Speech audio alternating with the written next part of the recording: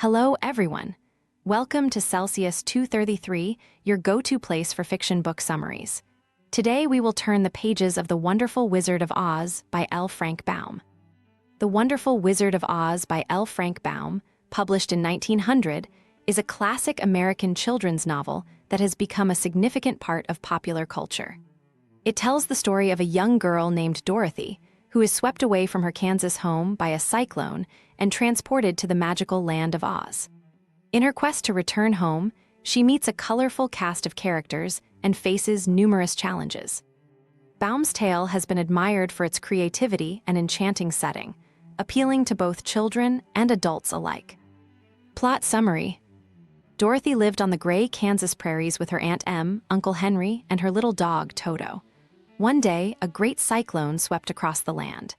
Before Dorothy could seek shelter in the cellar, the wind lifted her house high into the air and carried it away. Hours later, the house finally landed, but when Dorothy opened the door, she found herself in a strange and beautiful land, very different from Kansas. The house had landed in the land of the Munchkins, a people who lived under the tyranny of the Wicked Witch of the East. Dorothy's house had accidentally killed the witch, freeing the Munchkins from her rule. The Good Witch of the North, a kind and gentle woman, greeted Dorothy and thanked her for setting the Munchkins free. She gave Dorothy the Witch of the East's magical silver shoes and told her to follow the yellow brick road to the Emerald City, where the great Wizard of Oz might be able to help her return home. As Dorothy set out on her journey, she soon met a scarecrow who stood in a field, wishing he had a brain. He joined Dorothy, hoping the wizard would give him the intelligence he longed for. They continued along the yellow brick road and met a Tin Woodman, rusted still after a rainstorm. Dorothy and the scarecrow helped oil his joints, and he told them how he wished he had a heart so he could feel emotions again. He, too, decided to accompany them to ask the wizard for his heart. Their journey through the forest continued until they encountered a ferocious lion, who frightened them with his loud roar. However, the cowardly lion quickly admitted that he was actually a coward, despite being the king of the beasts. He desired courage more than anything and agreed to join the group in hopes that the wizard could give him the bravery he lacked. The companions faced several challenges as they traveled together. They crossed rivers, navigated dense forests, and avoided strange and dangerous creatures like the Kalidas, monstrous beasts with the bodies of bears and heads of tigers. But with teamwork, they managed to overcome these obstacles and continue their journey toward the Emerald City. At last, they arrived at the gates of the magnificent Emerald City, where everything and everyone glowed a brilliant green. The city's guardian granted them entry, and they were taken to see the great Wizard of Oz. Each met with the wizard individually, but to their surprise, he appeared differently to each of them, sometimes as a giant head, other times as a beautiful woman, a fearsome beast, or a ball of fire. The wizard agreed to grant their requests, but only on one condition. They must first kill the Wicked Witch of the West, who still ruled over part of the land. Reluctantly, Dorothy and her companions set off once more, this time to the Wicked Witch's domain. The journey was perilous, and the witch soon learned of their approach. Using her magical powers, she sent wolves, crows, bees, and soldiers to stop them, but each time, Dorothy and her friends managed to defeat the witch's minions. Finally, the witch summoned her most fearsome weapon, the winged monkeys. With a command from the witch, the monkeys captured Dorothy and her friends and brought them to her castle.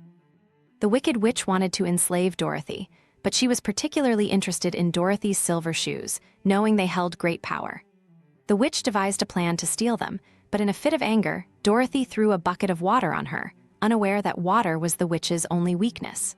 The water melted the Wicked Witch away, leaving nothing behind but a small puddle. The soldiers of the witch's castle, now freed from her cruel rule, rejoiced and thanked Dorothy for her bravery. With the Wicked Witch defeated, Dorothy and her companions returned to the Emerald City to claim their rewards. But when they arrived, they discovered the wizard was not the powerful sorcerer they had imagined. He was just an ordinary man from Omaha, Nebraska, who had accidentally arrived in Oz long ago in a hot air balloon.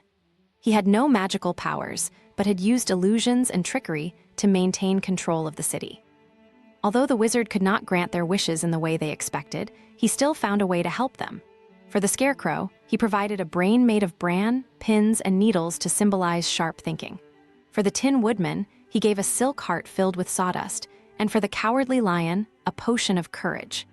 Each of Dorothy's friends realized they already had the qualities they desired, but simply needed the confidence to believe in themselves. The wizard promised to take Dorothy back to Kansas in his hot air balloon.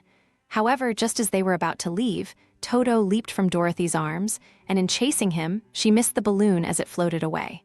Heartbroken, Dorothy remained in Oz, unsure how she would ever return home. But there was still hope. Glinda, the good witch of the South, came to her aid. Glinda explained that the silver shoes Dorothy had worn all along had the power to take her home. With 3 clicks of her heels, Dorothy could return to Kansas. Grateful to her friends and sad to leave them behind, Dorothy clicked her heels together and wished to go home.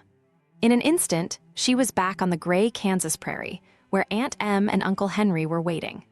Though the journey had been long and strange, Dorothy knew she was finally where she belonged. There was no place like home. That's a wrap for today, but there's more to explore in Oz series by L. Frank Baum. Check the description or Celsius 233 to keep the adventure going. Remember, while our summaries capture the essence, they can never replace the full experience of reading the book. If this summary intrigued you, consider diving into the complete story, buy the book, and immerse yourself in L. Frank Baum's original work. Bye-bye, take care, have fun.